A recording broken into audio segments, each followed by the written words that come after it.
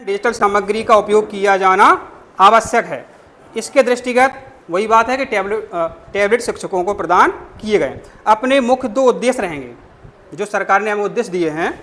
शिक्षक के द्वारा अपने विषय से संबंधित अतिरिक्त जानकारी, किसी भी टॉपिक में किसी भी बात में शंका है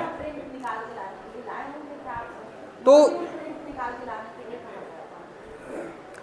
अतिरिक्त जानकारी चाहिए तो रेफरेंस मटेरियल जो होता है उसको इंटरनेट पर हम एक्सप्लोर करते हैं। आप सभी जानते हैं, यूट्यूब पर भी एक्सप्लोर करते हैं और अपने ज्ञान को हम समृद्ध करते हैं और अपने नवीन ज्ञान जो होता है उससे अपने आप को अपडेट रखते हैं। कई बार ऐसा होता है, हमने देखा है कि 28 राज्य और 9 केंद्र शासित प्रदेश में इतनी गड़बड़ी होती है। एक बार बात हुई थी जब जम्मू कश्मीर हट गया था तो किताब में अपडेट नहीं हुआ था। अब टीचर चर्चा कर रहे थे कि क्या बच्चे उसमें लिखें, तो अपने आप को अपडेट रखना ये बहुत इम्पोर्टेंट काम है।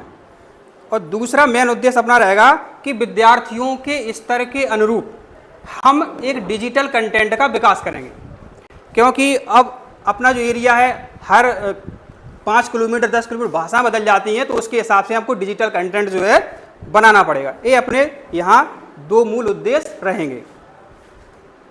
आज के डिजिटल युग में देखा जाए तो शब्दों में ही उत्तर छिपा रहता है। माने डिजिटल माने टॉपिक में शंका है तो आज ही के दिन उसको निपटाया जाए। तो आज के इस डिजिटल युग में शिक्षकों को किसी विषय वस्तु टॉपिक से अतिरिक्त जानकारी चाहिए या किसी बात की जिज्ञासा है तो सामग्री को प्राप्त करने के लिए ऑनलाइन रिसोर्सेस लेक्चर को एक्सेस करने की हमें आवश्यकता होती है। इसलिए टैबलेट दिए गए, वही बात है, अध्यापन को बेहतर और इनोवेटिव तरीके से, माने उसमें कुछ नया परिवर्तन करके इनोवेटिव तरीके से उसको हम बच्चों को प्रस्तुत कर देते हैं तो बच्चों को इसका बहुत लाभ होता है। टैबलेट के उपयोग से शिक्षण और डिजिटल लर्निंग को सरल और प्रभावी बनाने के लिए शिक्षकों को टैबलेट की क्षमताओं और फीचर्स की जानकारी होना अति आवश्यक है। ये बहुत इंपॉर्टेंट बात है। टैबलेट में क्या क्या क्षमताएं होती हैं उसकी जानकारी हमको होना चाहिए। टैबलेट है क्या? तो टैबलेट एक मोबाइल जैसी डिवाइस है, बस इसकी स्क्रीन जो है अपेक्षाकृत बड़ी है जिससे आँखों को कोई नुकसान नहीं होता है और ये अधिक सुविधाजनक होता है। तो स्क्रीन का बड़ा उपयोग रहता है। आपने देखा होगा जब हम मोबाइल चलाते हैं या स्क्रॉल करते हैं तो आँखों को बहुत ज़्यादा दर्द होता है, दिमाग चिपक सा जाता है। यदि हम बड़ी स्क्रीन का उपयोग करेंगे तो दिमाग में थकावट नहीं होती है।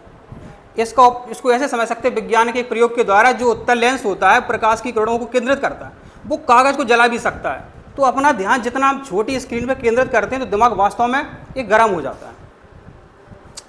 अब इसको हम टैबलेट को कैसे कैसे उपयोग कर सकते हैं। डॉक्यूमेंट मैनेजमेंट माने फाइल प्रबंधन, डिजिटल रिसोर्सेस डॉक्यूमेंट हो सकते हैं, वीडियो हो सकते हैं, लेक्चर हो सकते हैं। इसको ऑनलाइन एक्सेस करने के अतिरिक्त उन्हें टैबलेट में सेव करना आना चाहिए और उसकी जो SD कार्ड है उसमें सेव करना आना चाहिए। वो तो आपको ही पता रहता है, कुछ पता नहीं होता तो बात अलग है। तो अब इसमें फ़ायदा क्या है? कई बार ऐसा होता है कि बच्चे कहते हैं कि सर हमने वीडियो देखा, इंटरनेट नहीं था, तो उनको बता सकते हैं कि उसको सेव कर लिया जाए, जब इंटरनेट है तो बाद में वो कभी भी देख सकते हैं। तो इंटरनेट की अनुपलब्धता में इस डिजिटल संसाधन को, डिजिटल रिसोर्सेज को हम क्या कर सकते हैं? प्राप्त कर सकते हैं, एक्सेस कर सकते हैं।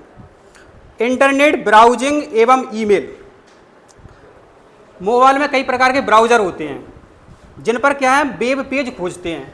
गूगल क्रोम हो सकता है, गूगल हो सकता है। तो टैबलेट पर इंटरनेट के माध्यम से विषय से बच्चों को बात बतानी है।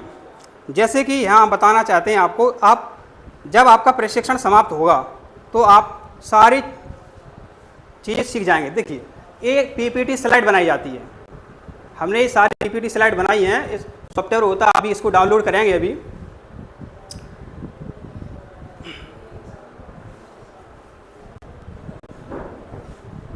चुनाव में जे इस तरीके से PPT स्लाइड अपन देखते हैं। टैबलेट प्रशिक्षण कार्यक्रम 2024-25 सिर्फ और सिर्फ 3 चरण हैं, 2 काम हैं। एक अपडेट रखना, अपने आप को अपडेट रखना माने अपने ज्ञान को वेरीफाई करने के लिए सर्च कर सकते हैं। दूसरा डिजिटल कंटेंट का विकास करना, इतना ही अपना ये आज का काम है। और देखें आप,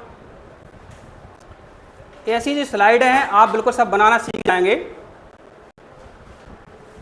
ये देखिए आप, और दिख रहा है आप, ठीक है, दो, हाँ सही बात है। अब देखें यहाँ पर, ये हिंदी है, इस तरीके से हम पीपीटी बना करके बच्चों को दिखा सकते हैं। आपको दिख रही है, यहाँ व्याकरण समझाया गया है, भाषा की शुद्धता अशुद्धता का ज्ञान कराने वाला नियमों का शास्त्र क्या कहलाता है, व्याकरण कहलाता है।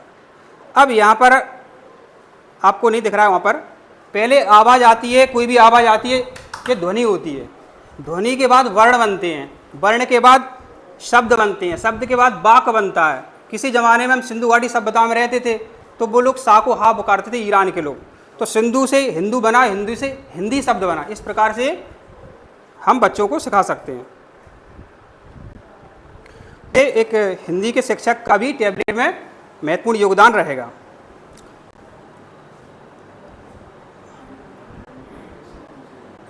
समाजशास्त्र,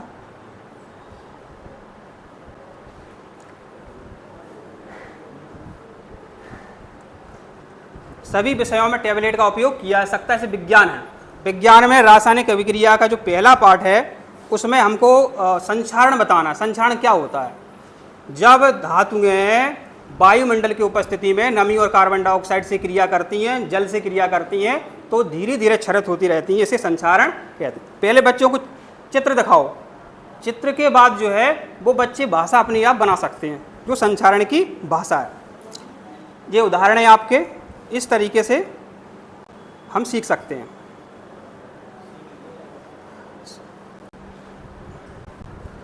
अब बात आती है प्रेजेंटेशन। जो यहाँ पर हम जो आपको दिखा रहे हैं, इसमें देख सकते हैं आप, जो प्रेजेंटेशन दिख रहा है आपको, इसे बोलते हैं कास्ट, स्क्रीन कास्ट करना। तो स्क्रीन कास्ट करना इसे कहते हैं। तो ये टैबलेट की जो स्क्रीन है वो इस पर कास्ट हो रही है, स्क्रीन मिरर भी इसको कहते हैं। तो क्या है प्रेजेंटेशन के लिए, टैबलेट के जरिए गूगल स्लाइड पर प्रेजेंटेशन तैयार की जा सकती है। अभी आप इसको ऐप को डाउनलोड करेंगे, आपसे बनवाएंगे सबसे, और ये हमको वीवर्स पोर्टल पे अपलोड भी करना पड़ेगा।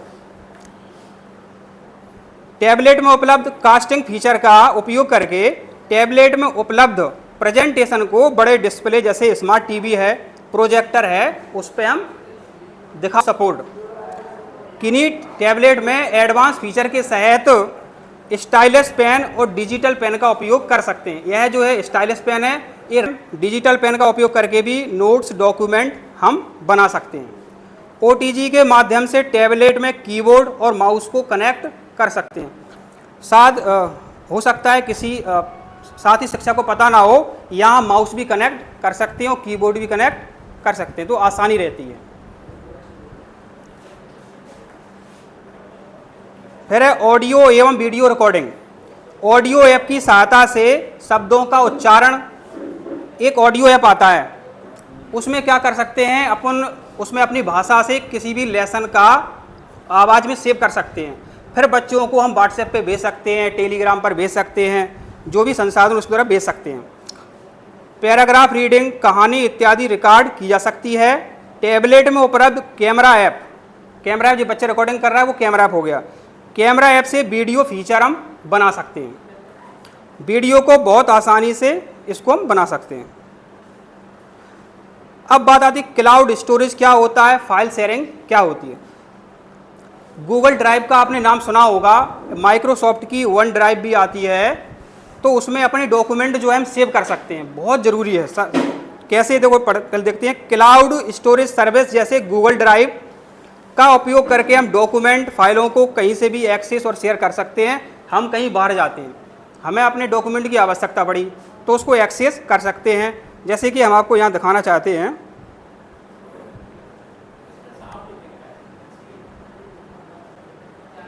थोड़ा, ये गूगल ड्राइव है, हाँ वो समस्या है वो। देखिए हमने जो अपना आधार कार्ड है गूगल ड्राइव में सेव किया है, जितने भी हमारे डॉक्यूमेंट हैं गूगल ड्राइव में सेव किया है। माइक्रोसॉफ्ट में भी अपन सेव कर सकते हैं, तो कोई भी जानकारी है वो अपन इसमें सेव कर सकते हैं। आपको हम अंकसूची दिखाते हैं। तो इस तरीके से हम इनको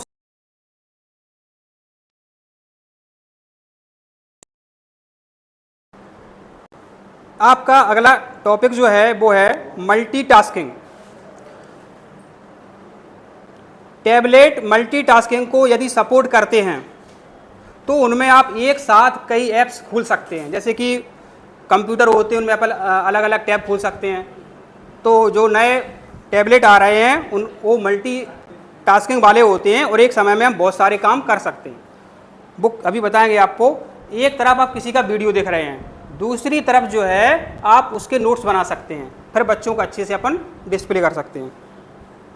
सुरक्षा और गोपनीयता, वही मोबाइल वाली बात है कि इसमें अपन पासवर्ड डाल के भी इसको अपन रख सकते हैं, चाहे फेस वाला पासवर्ड आप उसमें लगाएं, कुछ भी लगाएं। टैबलेट का शिक्षण में उपयोग।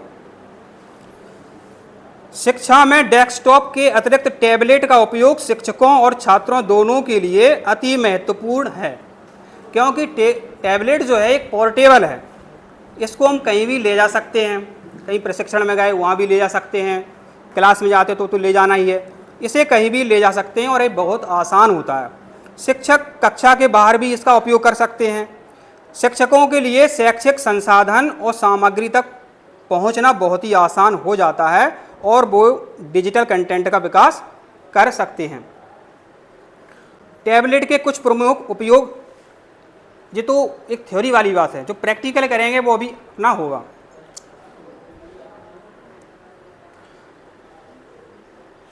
टैबलेट के कुछ प्रमुख उपयोग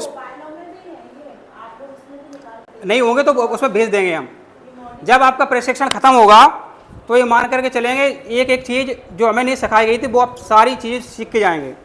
ये तो थ्योरी है, चलती है। शिक्षण सामग्री की आसान उपलब्धता, माने टैबलेट पर ई बुक्स है, PDF है, कोई भी इमेज है, कोई भी चित्र है, उसको क्या है हम उसमें सेव कर सकते हैं।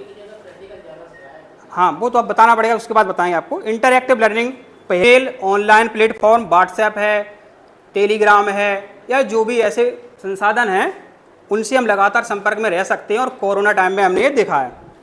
डिजिटल कौशल का विकास, टाइपिंग करना, इंटरनेट सर्च और डेटा संग्रहण जैसे कौशल भी हम सीख सकते हैं। मल्टीमीडिया शिक्षण जैसे वीडियो, ऑडियो, चित्रों का उपयोग है। इनका उपयोग जटिल अवधारणाओं को समझाने में कर सकते हैं।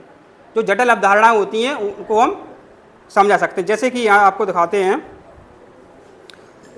इसको थोड़ा खत्म हो जाए फिर पूरा आपको प्रैक्टिकल दिखाएंगे। पर्यावरणीय लाभ क्या है इसका? आप जानते हैं कि पेज का एक कागज बनाने के लिए पेड़ काटे जाते हैं और पर्यावरण को नुकसान होता है, तो कुछ हद तक हम पर्यावरण के नुकसान को बचा सकते हैं। डिजिटल नोट्स बना करके, ई बुक्स के माध्यम से शैक्षिक सामग्री का वितरण करेंगे जो टिकाऊ है, और टैबलेट के उपयोग से कागज की खपत कम हो जाएगी, तो पर्यावरण का जो है प्रदूषण नहीं होगा और हमें इसका ही अप्रत्यक्ष या प्रत्यक्ष रूप से लाभ होगा। शिक्षा के लिए टैबलेट की अनुपयोगिताएं क्या हैं? PDF को इंटरनेट से डाउनलोड कर सकते हैं कभी भी, अपनी सुविधानुसार फोल्डर निर्माण कर सकते हैं। फोल्डर निर्माण, देखो फोल्डर निर्माण बहुत जरूरी है। आप सब्जेक्ट के प्रति टॉपिक बाय टॉपिक फोल्डर बना सकते हैं, उनमें PDF रख सकते हैं और उनमें चित्र वगैरह रख सकते हैं। हमारे पास ये आपको सब मिलेगा। कितना हो गया? अभी आपको दिखाएंगे। मध्य प्रदेश का ऐसा कोई स्कूल नहीं है जो टॉप लेवल के हैं, उनके बच्चे हमें नहीं जानते हों। अभी बायोडाइवर्सिटी क्विज का आयोजन हुआ था, अभी आपको सब दिखाएंगे। हमारे पूरे जिले के कम से कम 40 जिलों के बच्चे हमारे टॉप आए हैं। तब MP सुपर 100 एग्जाम होता है, मल्हार आश्रम इंदौर का और भोपाल का सुभाष एक्सीलेंस। किसी को भी संपर्क में पूछ लेना बच्चों से, पूरे मध्य प्रदेश के टॉप स्टूडेंट जो जिसकी 100% बनती है वो सभी हमको जानते हैं। यहाँ उनके कमेंट भी आपको सारी चीज़ दिखाएंगे। अगला है रेफरेंस बुक मटेरियल वेबसाइट से डाउनलोड कर सकते हैं। क्वेश्चन बैंक का, प्रश्न बैंक का निर्माण कर सकते हैं। बोर्ड कक्षाओं के प्रीवियस ईयर के पेपर करे भेज सकते हैं। इससे क्या होगा? पर्यावरण पर सकारात्मक प्रभाव पड़ेगा। तो पर्यावरण पर अब क्या रहेगा? सकारात्मक प्रभाव होगा। ऐप्स जैसे यहाँ पर आप ऐप देखें, एक वन नोट आता है, कीप नोट हैं, वो अपने आप लिख सकते हैं हम। तो सब पूरा प्रैक्टिकल होगा, QR कोड स्कैन करना, PPT स्लाइड बनाना, जितने भी काम हैं 99.99% आपके ये समझ में आ जाएंगे। यानी मैडम का लेक्चर खत्म होने के बाद दोबारा से आपको प्रैक्टिकल करके बताएंगे। धन्यवाद।